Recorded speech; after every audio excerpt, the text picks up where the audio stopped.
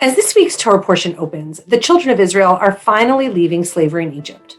But before they leave, Moses has to fulfill a promise to someone he never met, his ancestor, Joseph. Remember Joseph? Second to Pharaoh, who brought his family to Egypt to save them from famine in Canaan? Things were very different back then. The Jews were beloved and protected in Egypt. The future there looked rosy. But Joseph had vision. He knew that someday the children of Israel would return to their homeland, and he wanted to be a part of it. He exacted a promise from his family before he died, that when that day came, they would take his bones with them. That promise was passed down from generation to generation.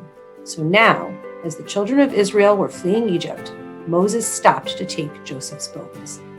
The biblical commentator Sforno explains that because Moses was the leader of the children of Israel, he was the one who held the responsibility of carrying out the promise to Joseph. Did Joseph really need yet another responsibility at this fraught moment?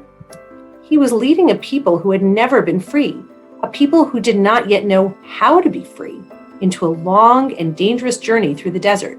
He hoped that with the help of God, they would reach the promised land on the other side, but who really knew? Why did he need that extra burden of Joseph's bones? Actually, I believe that those bones were the actual opposite of a burden.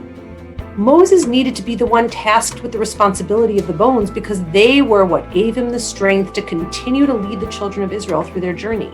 They reminded him of the bigger picture, that the children of Israel were part of a chain of tradition that extended back to Abraham, Isaac, and Jacob, Sarah, Rebekah, Rachel, and Leah, that returning to the land of Israel was worth everything. In my mind's eye, I imagine Moses carrying Joseph's bones in a sack on his back.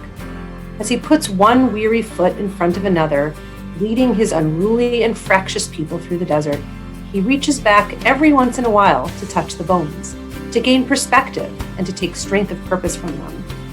Jewish leaders have much to learn from the story of Moses and Joseph's bones. While carrying our predecessors' goals and dreams with us can feel heavy at times, it also keeps us focused on why we are on our journey to begin with. And in so doing, it will help keep us marching to the promised land. Shabbat Shalom.